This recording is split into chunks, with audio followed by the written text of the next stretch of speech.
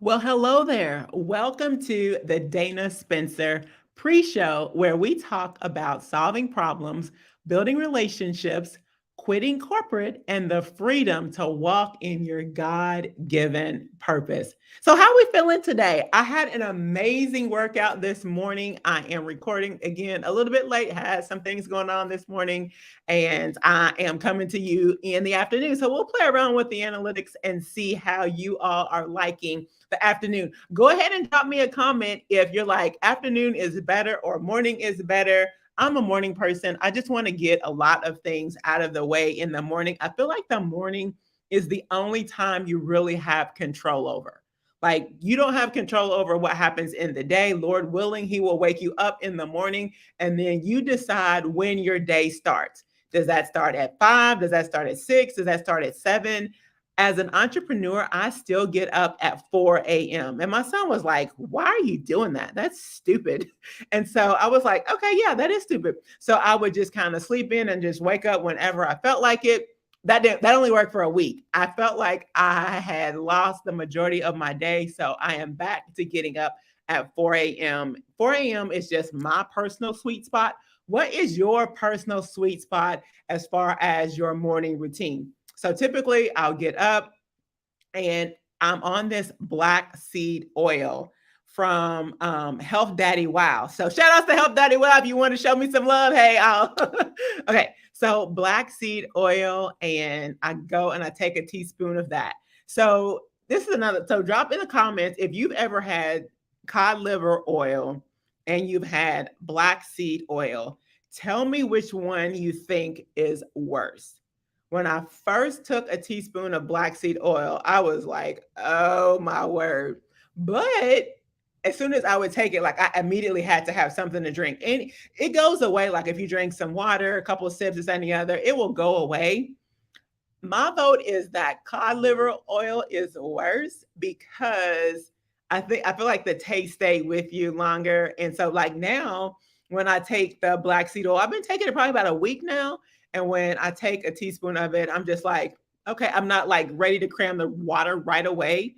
So I'm like, okay, I can do this. But I never felt like I got that way with cod liver oil. And I only took it for maybe a couple months and I quit that altogether. But black seed oil, there's supposed to be a lot of benefits with taking it.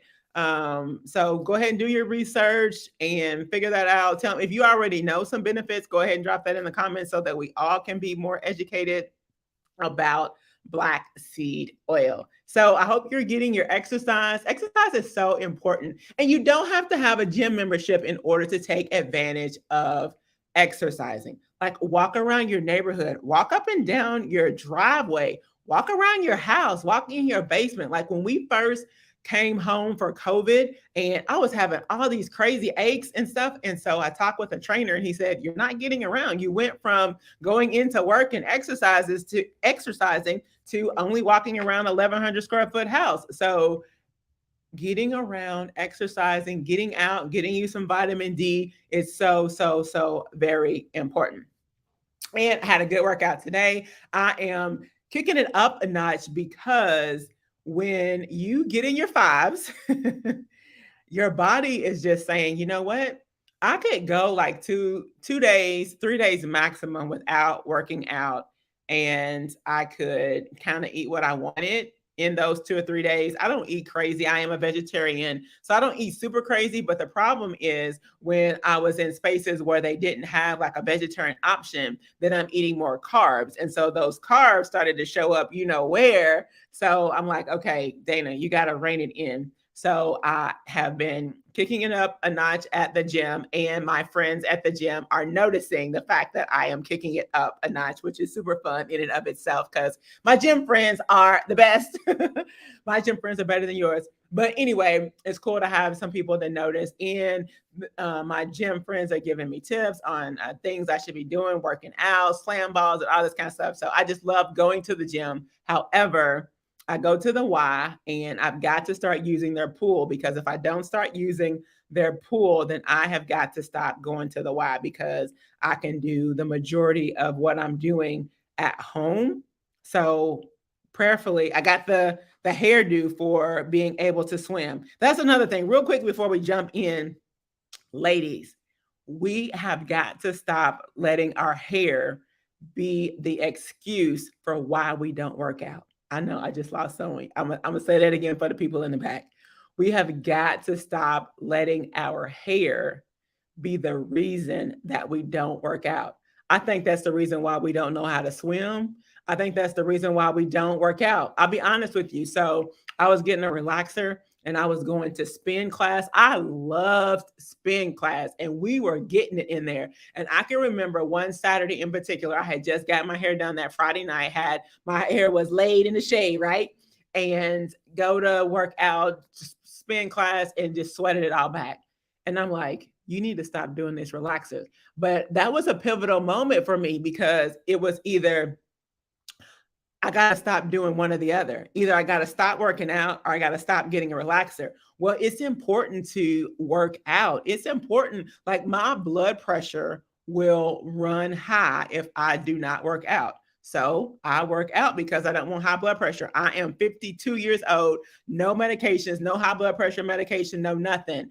But the Lord has blessed me, obviously, but I have been intentional about working out. And then recently, I'm like, you got to kick it up a notch because you like to eat too much. And the older you get, they say it's harder to get it off. And I believe that. So that's why I was working out 5 days a week. So now I'm going to have to up that to try to work out 7 days a week and a couple of days a week, work out in the morning and then go for a walk in the afternoon. So it doesn't have to be this big, strenuous workout, but get moving, get outside and walk around. So that's my plug for all of those. And all of those people that I plug, go ahead and send me affiliate link. Go ahead and shout me out. So there we have it.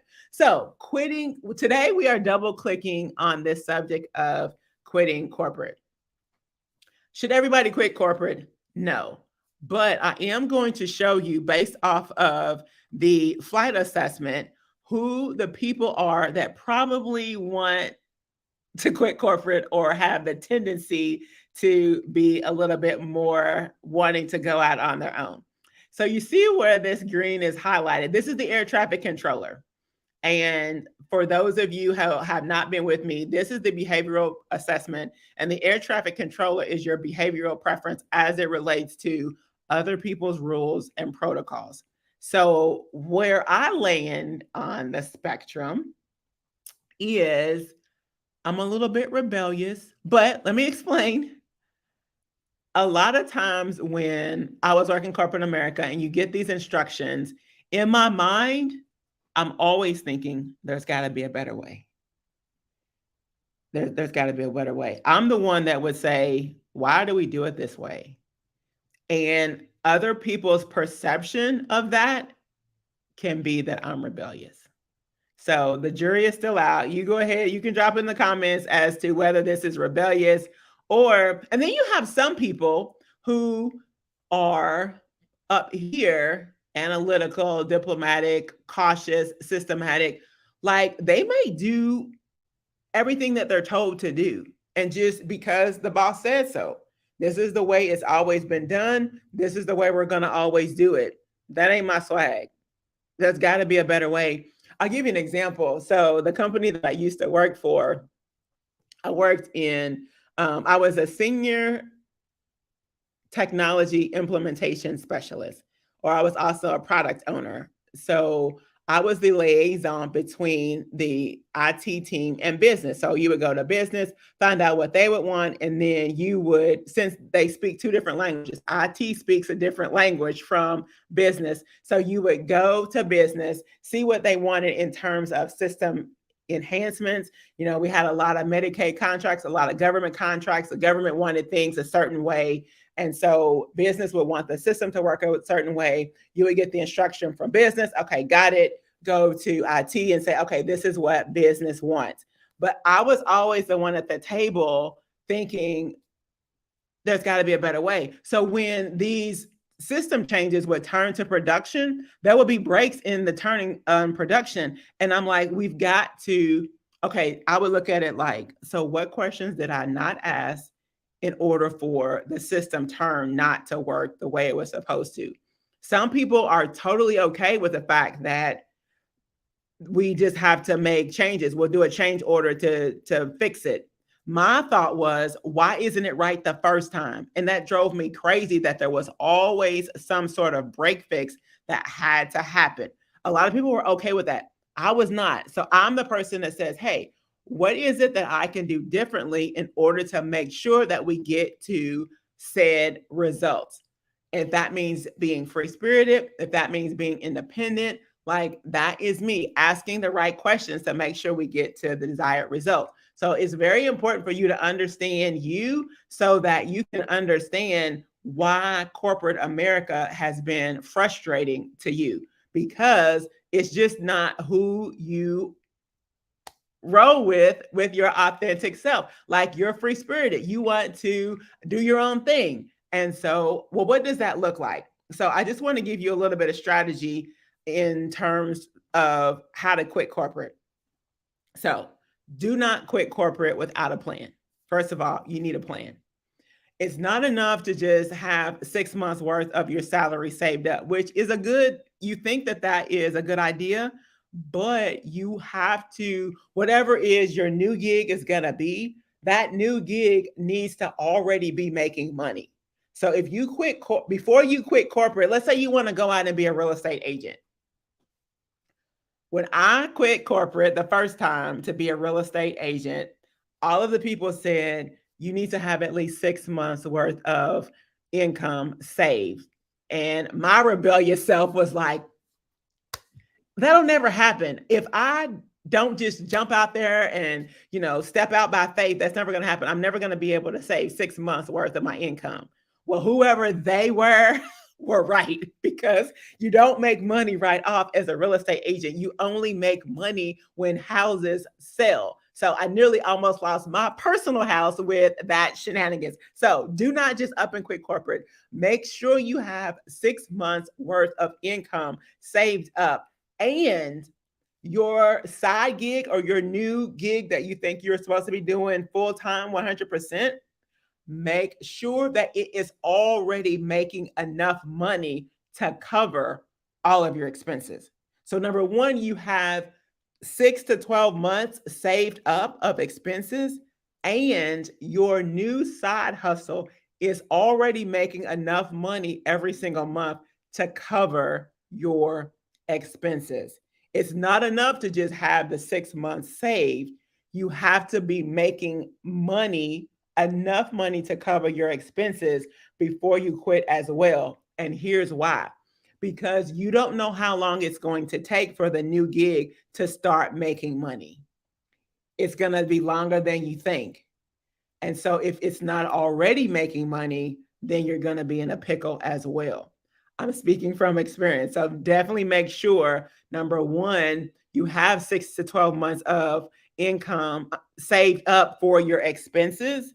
So if your expenses are $1,000 a month, you'll want to have $6,000 to $12,000 saved. And let's, for this example, your real estate career is already making you $1,000 a month consistently, right? So definitely do not quit corporate until you have a strategy in place. So figure out how much money it is you need to make a month.